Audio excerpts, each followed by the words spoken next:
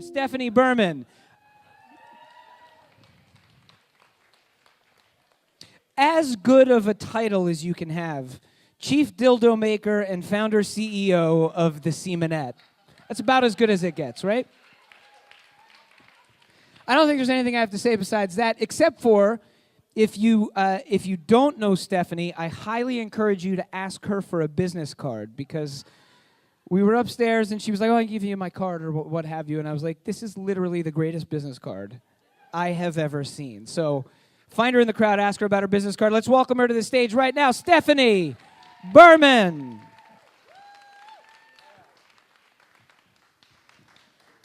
Good evening, everyone. My name is Stephanie Sperman Berman. Now, before your minds start to wander, I should probably explain how I got that nickname. So about 14 years ago, I started working with my mom at our family business, which specializes in women's reproductive health. So basically, the short of the long is we help people get pregnant. So for the longest time, all of my friends thought that my family owned a sperm bank. I don't know how they made that transition, but that's what people thought. So the name Sperman Berman was given to me. What I didn't realize is how that would actually become really relevant as a nickname for me now at this stage. So now you know my nickname. Let me tell you a little bit about my story. In 2011, I got married to my wife, and in 2012, who's here tonight, in 2012, we started thinking about the process of starting a family. And so being the reproductive expert that I was thinking, God, we got this. This is a breeze. Like, I'm going to be able to knock this out of the park. And then I realized that we were two women and we had no sperm. So I kind of was like, okay, a little bit of a humbling moment for me. And then once we got the sperm thing squared away, I started thinking about what are the technologies that are available to couples, and specifically for us same-sex couples. So in 2012, the landscape for that looked a little bit different. So basically there's in vitro fertilization, there's artificial insemination, there's adoption, surrogacy, and those are sort of the more medicinal paths that you can take. And then for non-traditional couples, if that's not the path you want to take, you have options for home insemination. So those options are this guy right here. Does everyone know what this is? Turkey baster. So couples we're using a turkey baster to try and get pregnant at home. Literally putting sperm in this and inseminating your partner. So I don't know about you all, but this is not sexy. There is nothing pleasurable, nothing sexy about this at all. So again, thinking about those options for us, going the medical route is extremely expensive. It's a little bit sterile, some might say, and for us, it just wasn't the path that we wanted to take. I was the non-carrying partner, and so for me, it was really important to be more involved in our process.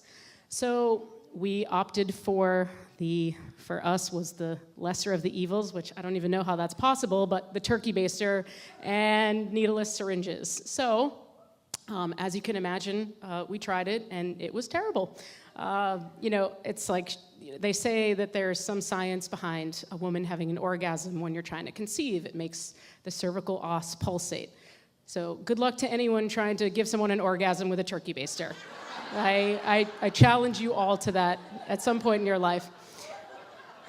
So anyhow, that did not work for us, and so we sort of started looking at each other, discouraged, and basically saying, what can we do that has to be better than this?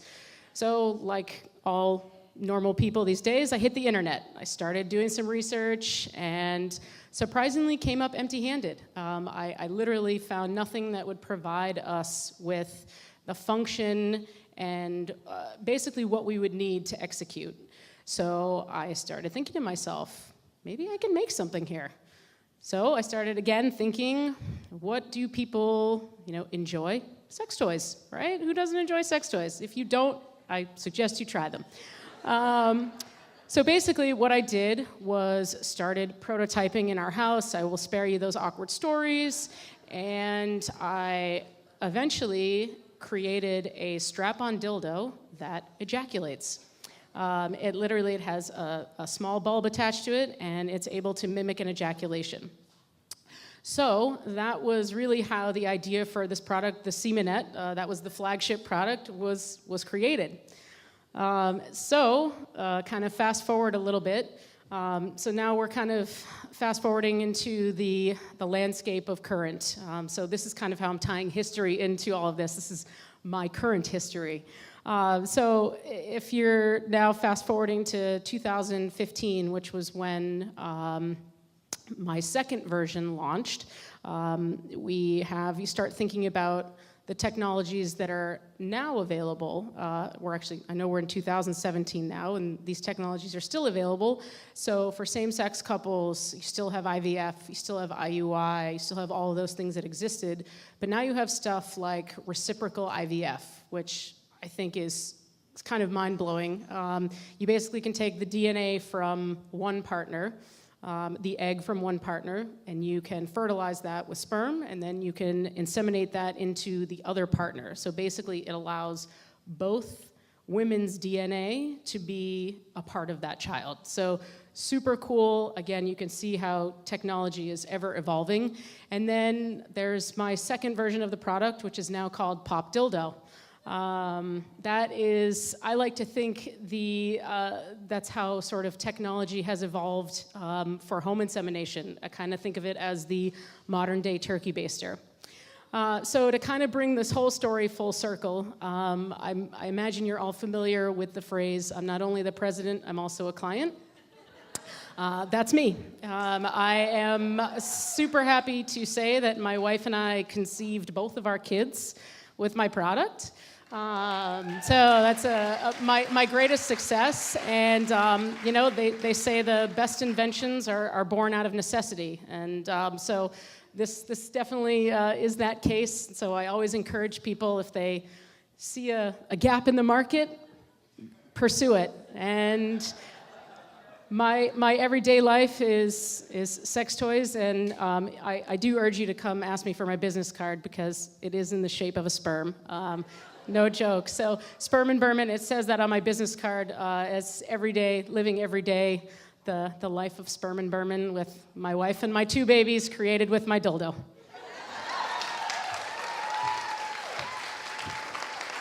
I mean, how do you... Sperm and Berman, everybody! One more time.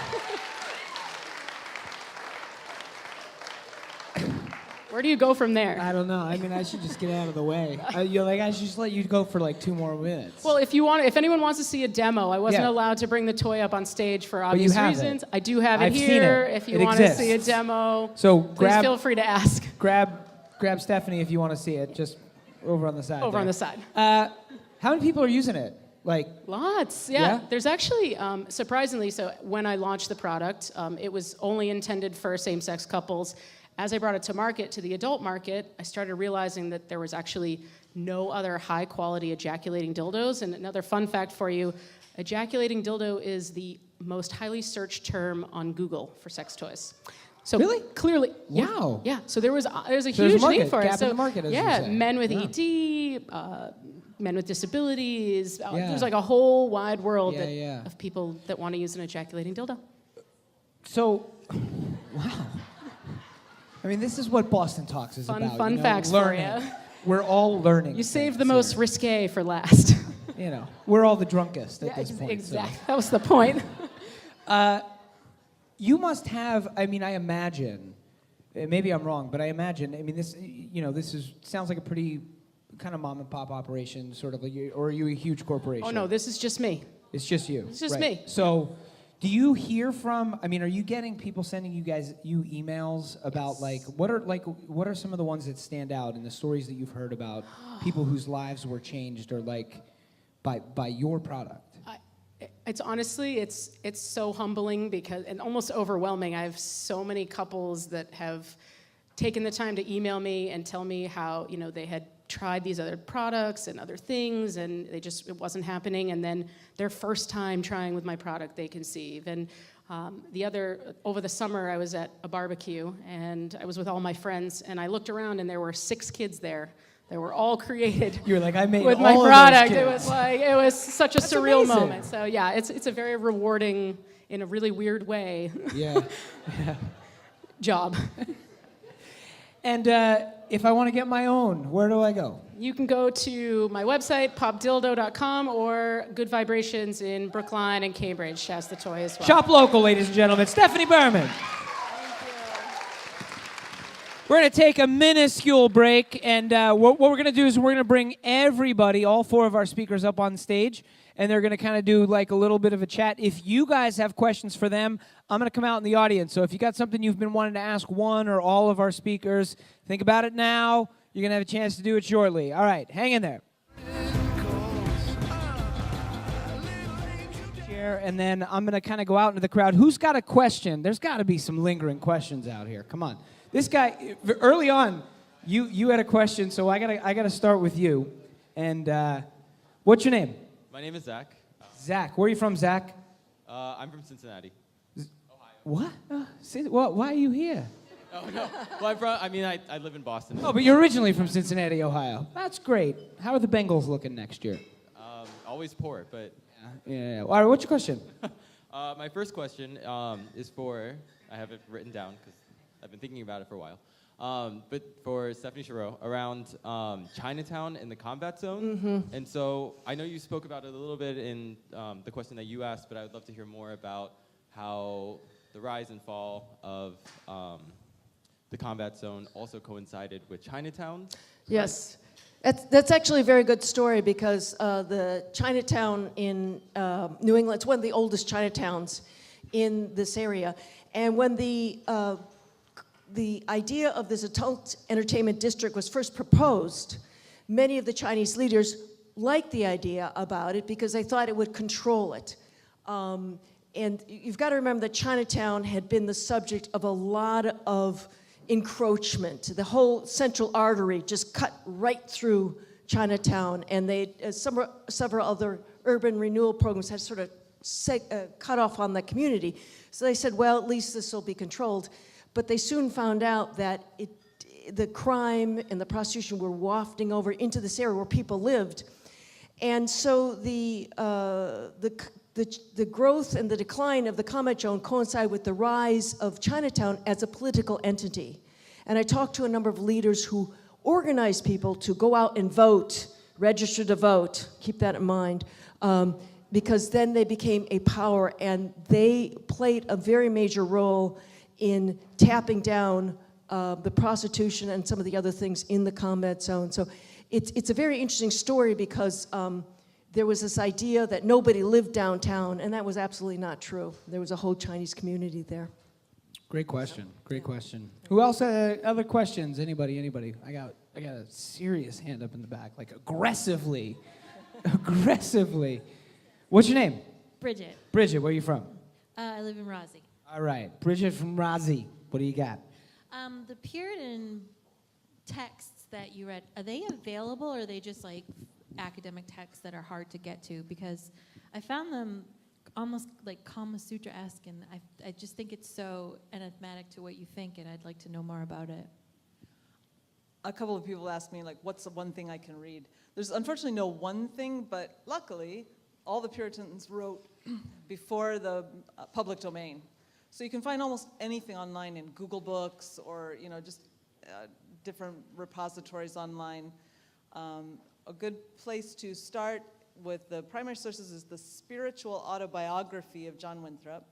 Also, the love letters that he wrote to his third wife, Margaret, have been collected a few times. They are racy. And generally, if you kind of just poke around, you will find everything available online. You very rarely have to buy something. And then there's one sermon series by Thomas Shepard, who was the minister in Cambridge. It's like this long, but if you just read the first 100 pages, it is just all about love, all of it, love and sex. It's called, it was his sermon cycle on the parable of the 10 virgins. Of course. And now that we're in the Q&A time, can you tell us a little bit more about sex with Jesus?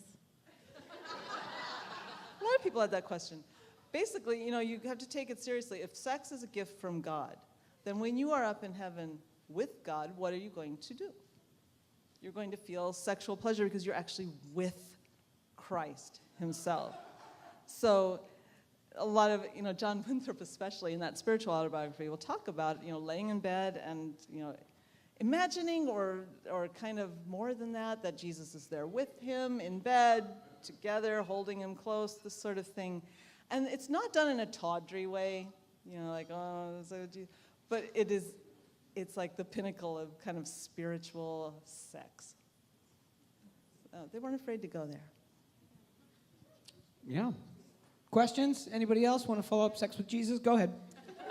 So my question is about kind of the current sexual climate in Boston. So you each kind of spoke about sex and history in Boston in different facets. And so I wonder, just from the lens that you look at this topic with, what do you see when you look at Boston today? I think all of you should weigh in on this. I'm interested in hearing you all talk about this. Personally, I don't know, from my perspective, I think just the landscape of talking about sex is just so much more open than it ever used to be. And sadly, I think we have like 50 Shades of Grey to thank for that, which is super sad. But it's made talking about sex and kink and fetish so mainstream. Like there's sex toys in Target now, like in Walmart. You would have never seen that even 5 years ago. I think there's just an openness now, and being an LGBTQ community, again, like feeling the level of comfort. I know, like when you go into Good Vibrations, I remember my first experience walking in there was years ago, and I was like super awkward and uncomfortable, and immediately the salesperson like just took away all of that, and to this day they focus on education and just kind of opening the dialogue, and I think that in itself is just changed entirely, especially in our community. We're such an open, welcoming community, and so that's one of the things I love about Boston. Anyone? I would reiterate that. I mean, when I moved here, I met a woman named Kim Ayers, who we both know and we were talking about, and she was one of the first sort of female sexual entrepreneurs. And she was one of these people who created this opening, this welcoming environment, which was very different from the comment zone. The comment zone from the outside was very male-oriented. It was very much the male gaze. Within the clubs, and as Jessica's pointed out, the women expressed themselves in their with sexuality and had their own idea about it, but the overall commercial infrastructure was very male-oriented.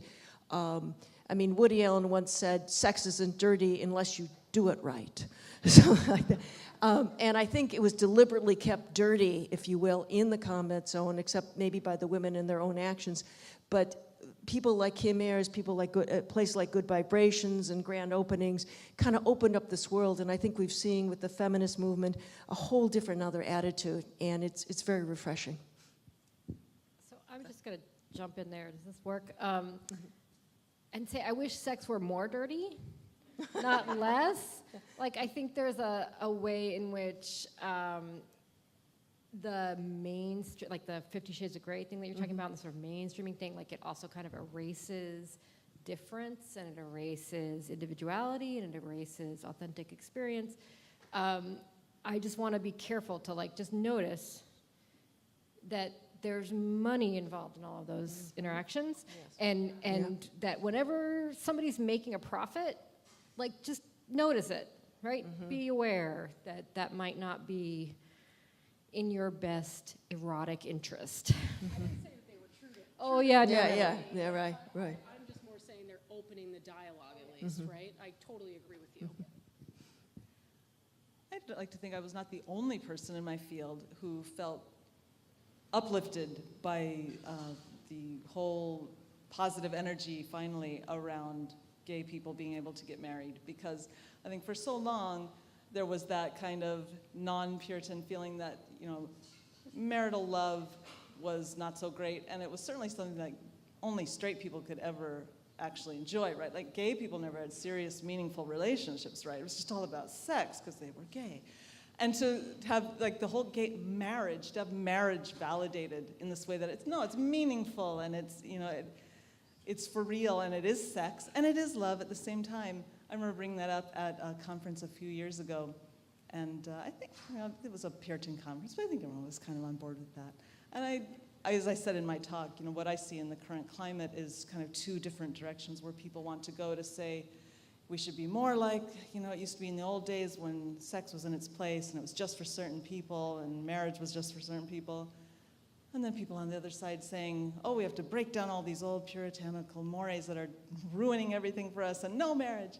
So I think whatever you feel, is spiritually viable for you, go ahead and do it in the name of marriage or love or sex or whatever it may be. Also, it's exciting that there are Puritan conferences. You said that because it's obviously a part of your life, as if, I went to the store. I'm like, Puritan conferences? Those exist? All right, we got time for one more question. Who's got one? We got a couple over. I don't know. How do I choose? You guys want to do paper, rock, scissors? No, it's you. All right, what's your name? Loretta, what's your question? it's for sperm and Berman. And I know you were talking about the community with same-sex partners, but do you have a big population for the trans community before sex reassignment? Do you have a group that you kind of work with? Is that part of your product as well? Yes, absolutely. I've been fortunate enough to work with some really notable transgender people. Buck Angel, I don't know if anyone is familiar with him. If you're not, I definitely suggest Googling him. He was one of the first FTM, female to male, adult stars. So he's been a huge ally and supporter of mine. It's really important for me to recognize the transgender community and how this toy actually can help them. So I'm currently working on another version of the toy, so it sort of serves as a, I hope it's okay to say, it's like a pack and play type of version. So again, hit up Google if you don't know what that is. Sorry. But yes, that's one of the beauty and amazing things about the product is, for me, is, again, when I brought this to market, my only vision was same-sex couples conceiving. And then I started seeing there were so many people emailing me, oh my God, I can use this, and men with erectile dysfunction. I mean, there's literally so many communities that this is helping that I never even came to the forefront of my mind. So the long-winded answer to your question is yes, absolutely. Doing a lot of work and want to do more for the transgender community.